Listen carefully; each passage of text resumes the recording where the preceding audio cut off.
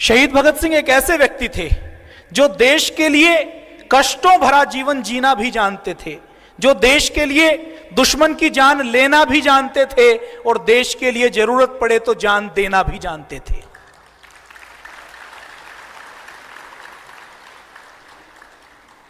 शहीद भगत सिंह को जब फांसी की सजा दी गई तो उसकी फांसी से अंग्रेज सरकार कितनी डरी हुई थी, इसका अंदाजा आप लगा सकते हैं कि एक दिन पहले फांसी दी और फांसी देने के बाद जेल के मुख्य रास्ते से शहीद भगत सिंह, राजगुरु और सुखदेव के शरीर, पार्थिव शरीर को नहीं निकाला, जेल के पीछे से दीवार तोड़ी, दीवार तोड़कर बोरों में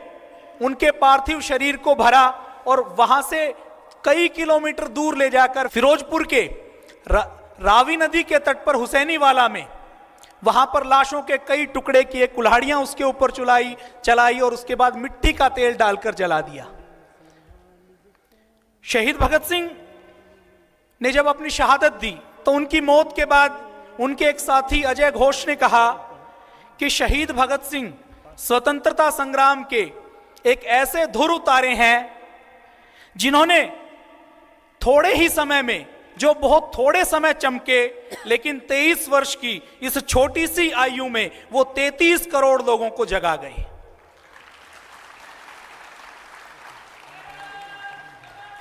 भगत सिंह को जब शहादत दी गई तो 23 मार्च के बाद जब 24 मार्च को लोगों को पता लगा तो 24 मार्च को करोड़ों लोग देश की सड़कों पर उतर पड़े। लाखों लोगों ने अपने हस्ताक्षर किए, लाखों लोगों ने अपने रक्त से हस्ताक्षर किए,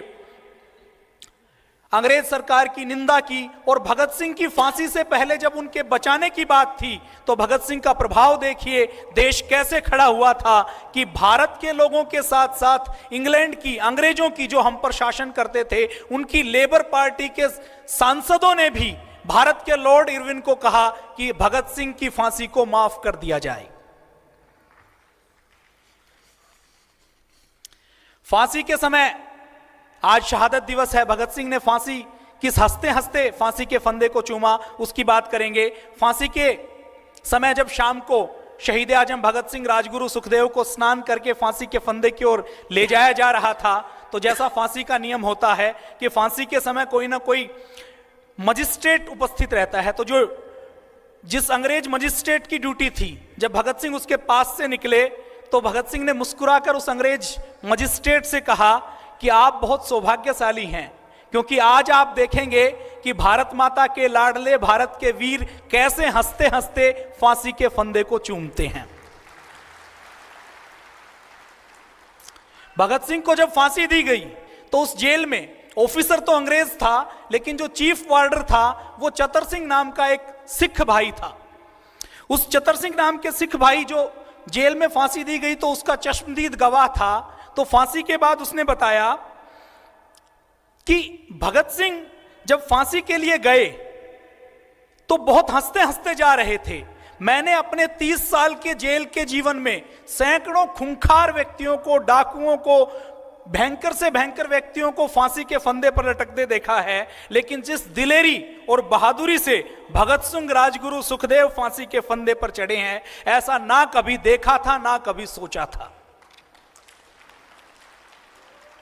और जब भगत सिंह को फांसी की सजा दी गई, 23 मार्च की शाम को दी गई, 24 मार्च को अखबार में वो खबर नहीं आ सकी, 25 मार्च को जब खबर छपी तो उस समय आप पुरानी फिल्मों में भी देखते हैं कि एक तरीका होता था, शहर की गलियों में जब होकर अखबार बेचने वाले अखबार बेचते थे तो वो कोई मुख्य खबर आती है तो उस खबर का नाम लेते थे कि आज अखबार में ये खबर है, ये खबर पढ़िए। तो उस समय जो अखबार बेचने वाले जितने लोग थे वो मुंबई की सड़कों पर, लाहौर की सड़कों पर, पूरे देश के शहरों में रो रो कर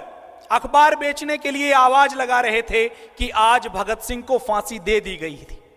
रोज तो वो जो आवाज लगाते थे वो पेट के लिए लगाते थे, लेकिन उस दिन रो रो कर जो उनकी आवाज निकलती थी वो भी देश के लिए आवाज निकल रही थी। भगत सिंह की फांसी वाले दिन शायद ही कोई पंजाब का ऐसा घर था जिसमें चूल्हा जला हो।